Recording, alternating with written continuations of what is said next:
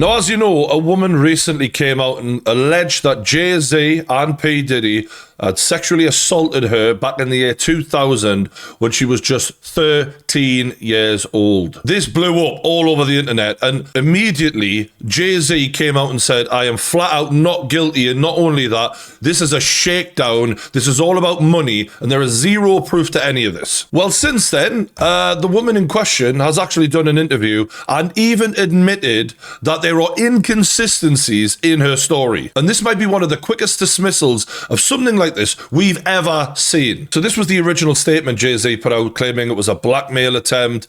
He addressed the lawyer who was representing the woman in question, claiming that he'd made a terrible error in judgment in thinking that all celebrities were the same. I'm not from your world. And basically saying, I ain't gonna fucking back down here. I'm coming after you. And he's definitely delivering on that. Jay-Z actually showed up a day later at his daughter's premiere to cheer her on the red carpet like a proud dad with nothing to hide, nothing to fear. He was very much giving off this, I'm not fucking ashamed of anything. I've not done anything. So therefore, I'm not going to hide away from the cameras when I'm completely innocent. Him and Beyonce even posing for pictures with his daughter. And I must admit, it was a powerful image. It was a bit weird to see them the day after something as serious as this has come out and just acting like nothing's happened. 50 Cent did post about this, saying, Jay said, they say I raped the kid. Everyone got to get dressed. We're going to say Mufasa, which is like the darkest fucking humor ever. Even for 50, that's pretty dark. And then came the bombshell interview with the accuser herself, which I'm going to react to right now. You should always advocate for yourself and be a voice for yourself. You should never let what somebody else did run your life. A 38-year-old mother from Alabama. 38. She sounds fucking 88, by the way. A 38-year-old mother from Alabama who has filed a lawsuit accusing Sean Diddy Combs and Jay-Z of raping her when she was 13 years old is speaking out to NBC News for the first time. She asked us not to reveal her identity. I find it interesting that you're able to withhold your identity while potentially falsely accusing someone who is in the public eye, destroying their reputation, leaving damage behind that, even if it's completely untrue, will be then used against that person at every opportunity forever. But you can withhold your identity while you're doing that. It's amazing, really. What made you want to come forward and talk today? Because I think that I've been quiet long enough about what I've been through, and it's been hard enough to be quiet. But it's a chapter of my life that I'd like to close. An NBC News review of her account found inconsistencies with her allegations. She says that she went to the MTV Video Music Awards in 2000 to catch a glimpse of her favorite celebrities. You weren't scared to be all alone? No, with having autism is like feeling like you live your life in a shatterproof juggle ball. The world's on fire. The fire is inside the ball with you, but there's no way for you to get out. I'm gonna stop you right there, love. That was a red flag. Okay, you got asked a simple question. Were you confident and comfortable being on your own? She throws out the autism thing. Now, personally, I'm very, very familiar and experienced with people with autism. The fact that she's putting that out there and discussing how it feels like you're in a ball of fire, it just seems like a sympathy play immediately. And also one where, you know, you can't really hold me accountable for everything I'm saying here because I have this. It was a very straightforward and simple question. Were you okay being on your own? And she's leading with the sympathy vote rather than, here's the facts, this is what happened, I was fine, da-da-da-da-da. It just doesn't sound convincing immediately. And her tone of voice doesn't sound convincing either. It doesn't sound sure of what was going on. And look, that doesn't mean she's completely lying, but again, it certainly is not convincing me from the get-go here. In addition to having autism, the woman says she suffered a head injury. That's something to take into account because head injuries can make people go crazy. They can make people think things happened that didn't happen. They can send people off the deep end. You remember that wrestler, Chris Benoit, who killed his whole family? Like, he had severe head injuries consistently. Loads of CTE cases have come up in the last decade where we're now learning more about the human brain and what happens through trauma to the brain and how people fucking completely lose it, fabricate things that didn't happen. I'm not saying that this means she's lying again, but like that's far more relevant to this story than the fact that she's on the spectrum. The night of the 2000s VMAs, she says a friend drove her from Rochester, New York to Manhattan, a more than 5-hour drive. Her attorney provided NBC News with the name of the friend who has since died. Whoa. Whoa. So the person who could corroborate that any of this took place to some degree, just even that you were there, that I took you there, is dead. Another huge red flag. Jay-Z must be fucking laughing at this. Not looking good, is it? I stumbled upon Diddy's driver, who told me that I was exactly what Diddy was looking for. What did you think when he said that to you? I thought it meant that I was just pretty. She went to a White House, she says, where she spoke to musicians Benji Madden and his brother. I'm talking to Benji Madden about his tattoo because, I have about his tattoo that's the Last Supper, because I have a religious background. What is she playing with in her hand here? She's wearing a shirt and that looks like a sock in her hand, or I don't know what it is. Weird, man. I'm talking to Benji Madden about his tattoo because, I have about his tattoo that's the Last Supper, because I have a religious background. So it was just something to talk about. In a statement to NBC News, a representative of the Maddens confirmed that they did not attend the 2000 VMAs and that they were on tour in the Midwest at the time. This sounds like a crazy person. A tone of voice, a lack of coherency, the fact that like the details she's providing, numerous details, just sound sketchy and false. Come on, man. The fact that this lawyer didn't like check everything before he fucking took this lawsuit on against Jay-Z. What the fuck is he playing at? The story itself sounded, sketchy to start off with. The fact that she just waltzed into a mansion and just helped herself to a few drinks and then walked into a bedroom and Jay-Z and Diddy immediately burst through the door and start attacking you. And then they just let you wander out immediately afterwards. That was just a weird, like, far-fetched story in itself. But you try not to shut it down because you don't know how wild the 2000s were, right? But like even the minor details she's given just aren't even fucking adding up, man. At the after party, she says she had a drink that made her feel woozy. Then she says Combs and Carter took turns raping her while a female celebrity watched. JC comes in and rapes me. He at that point I was fighting, trying to get away from him, and he put his hand over my mouth and told me to stop it, cut the After the alleged rape, she says she ran to a gas station. No, she says she fought Diddy off. She literally apparently hit Diddy or pushed him and then managed to like make her way out unscathed. No security stopped her. No one pinned her down and tried to restrain her from telling her story. And none of that happened. They just let her walk out freely because she just pushed Diddy and overpowered, at 13 years old, a grown man. That's what they said happened. And the more I hear, the less you believe. After the alleged rape, she says she ran to a gas station where she called her father, who picked her up and drove her home. We rode home in silence. He didn't ask me what happened. He didn't ask me. Whoa. Your dad picks you up after something like that where you've been 5 hours away from home at 13 years old in the middle of the night. And your dad doesn't go, what you been up to? Do you know what I mean? Let alone, excuse me, young lady, where the fuck have you been? Which is what most dads would be asking at that point. Nothing. Bullshit. All right?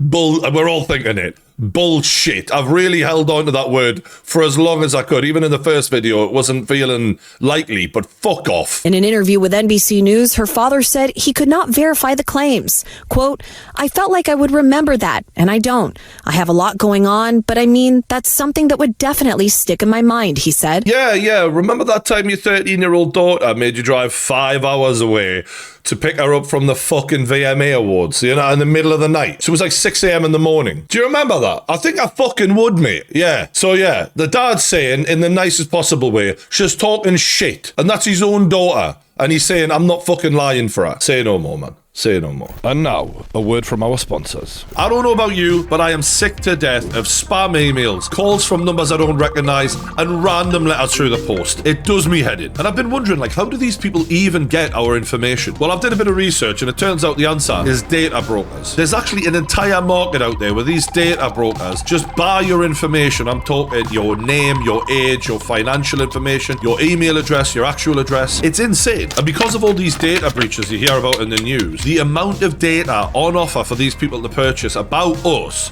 increased last year by 72%. And because of this, these cyber criminals can actually just take out a loan in someone's name with their address and they won't even know about it. And this is how mental it's gotten. Because of AI, these people can mimic other people's voices, call people up, and trick them out of money. And the way to stop all of this is actually through today's sponsor, Incognito. They reach out to these data brokers on your behalf and make sure that your data is removed from their database. And once you're with Incognito, it will continue to scour the internet and continue to make sure that your data stays removed. So you get that continuous protection. All you have to do is click the link in the description below, sign up to Incognito, and tell them whose data you'd want removed. You then give them permission to work on your behalf to protect you. Then you kick back, let Incognito do its thing, and they will consistently update you as your data is being removed. And that gives you the peace of mind to know for a fact that you're protected. And Incognito is risk-free, so you can try it for 30 days, and if you don't think it's for you, you can get a free refund. If you want to look after yourself, you know what to do. Click the link in the description below, go to incognito.com/Geordie and use my code Geordie, all block capitals, all one word, Geordie, for 60% off the annual plan. So a big love to Incognito for looking after us, but for now, enjoy the video. I have made some mistakes, she said. Honestly, what is the clearest is what happened to me. The inconsistencies in her account of an incident alleged to have happened 24 years ago does not necessarily mean the allegations are false. Every single possible person who could verify this story, from the friend who allegedly drove her there, who's now dead. You know, if you're fabricating a story, you pick the person who's since died, who can no longer say whether or not it happened, right? Then her own father says it's bullshit. Even here, she's saying that other people were at the party who are verifiably not at the party. Fuck off. The accuser's attorney, Tony Busby, said, because we have interrogated her intensely, she has even agreed to submit to a polygraph. This has been extremely distressing for her, to the point she has experienced seizures and had to seek medical treatment due to the stress. She's just not mentally right. Let's be real here. You can hear it in her voice. She doesn't sound like she's switched on at all, man. No wonder Jay-Z came out swinging. In a statement to NBC News, Sean Carter said, this incident didn't happen, and yet he filed it in court and doubled down in the press. True justice is coming. We fight from victory, not for victory. This lawyer has a lot to fucking answer for, because there's more holes in this woman's story than a fucking sieve. Is any part of you scared coming out against such powerful people? Yeah, I'm scared of what could happen, but I'm more afraid of letting it eat me alive from the inside out than I am of, you know, being chastised by their fans. She sounds like a child mentally. She does not sound like a grown-up. And this sounds like someone who's quite a troubled person. And this is where lawyers are supposed to come in and go, I know you think this happened, but look, this doesn't add up, this doesn't add up, this doesn't add up. Because people do imagine things. We've all seen crazy people all over the TV claiming they've seen fucking aliens and all sorts. I've been abducted. This ain't a UFO video. We'll get to that one day. But nothing she's saying adds up. So we've got a letter here from Jay-Z's lawyer to the court explaining all of the inconsistencies in her story and really putting the finger towards her lawyer, saying he hasn't done his fucking job properly. The complaint filed by the plaintiff's attorney, Anthony Busby, had no factual basis whatsoever. The heinous allegations against Mr. Carter are patently false.